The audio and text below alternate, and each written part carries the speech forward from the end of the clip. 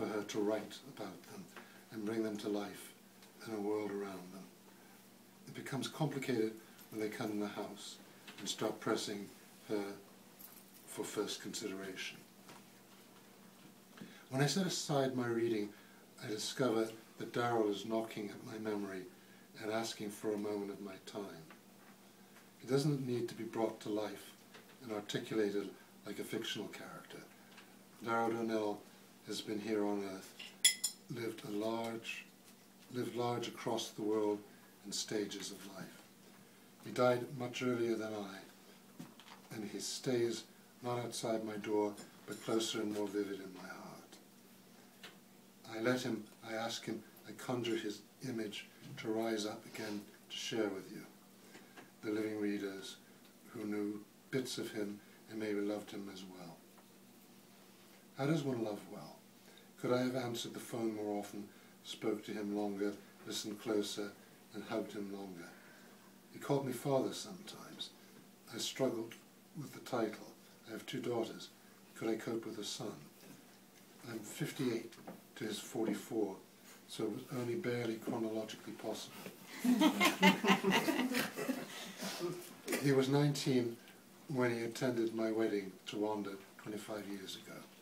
Of course, I could have loved him better, but I'm still learning how. He did want to find a father, as his own father left him when he was a child and died young.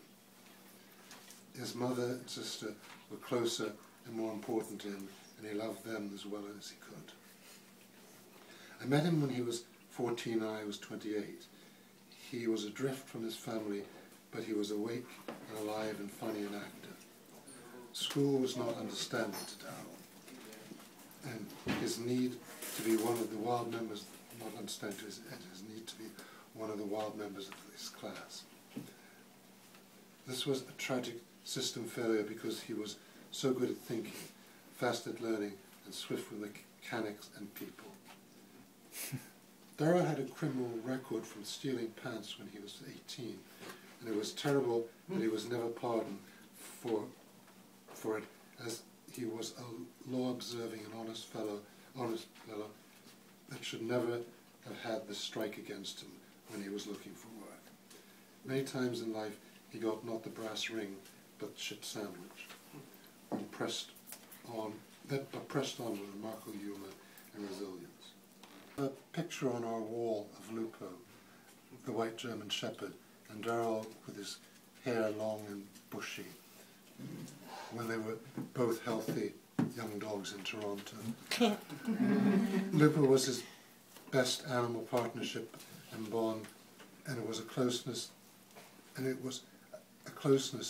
to make his friends and former girlfriends jealous and fond both. Darrel sniffed at other people's ideas, dug up the themes, and peed on convention, pricked the balloons of pompous friends like me. He was stubborn, opinionated, and prone to galloping in his conversations, his logic and in his dreams, like Lupo in front of a fire. Darrel taught me many things, enhanced my life immensely, continue to love him patiently, and miss him. Well, when I see my parents fight, I don't want to grow up. They all go out and drinking all night. I don't want to grow up. I'd rather stay here in my room. Nothing out there but sad and gloom. I don't want to live in a big old 2 on Street.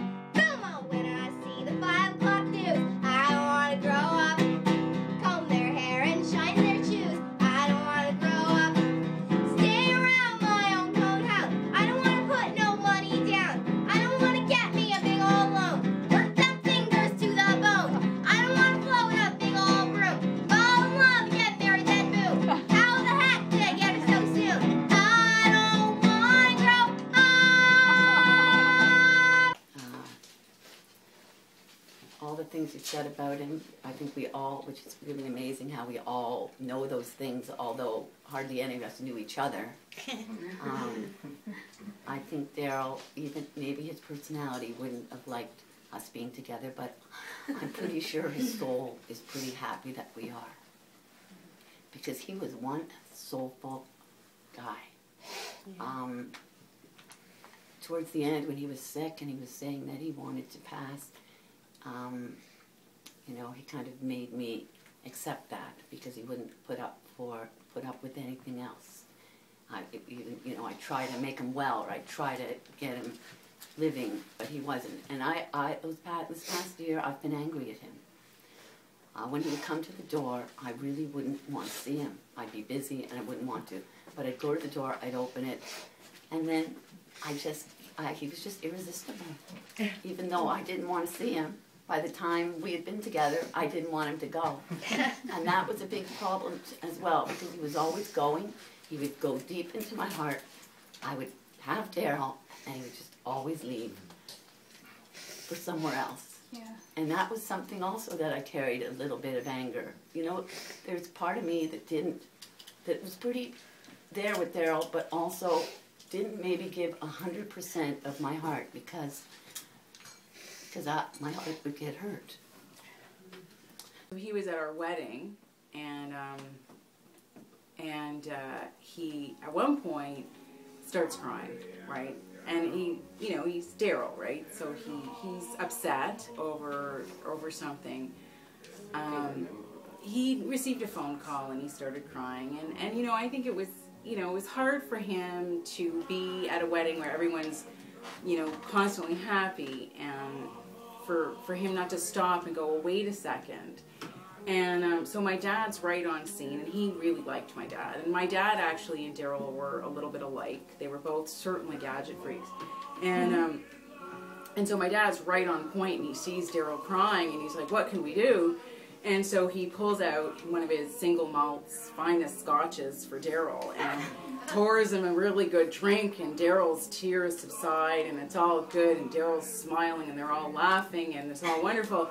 And then the minute the drink starts going down to nothing, the tears start coming back, right? My dad goes right back into action, fills his cup, and everything's good. And the process keeps on going back all night until the end of it. There's a picture in that album, and he's holding his beer in his mouth as he's walking, and his hands are filled with everything else.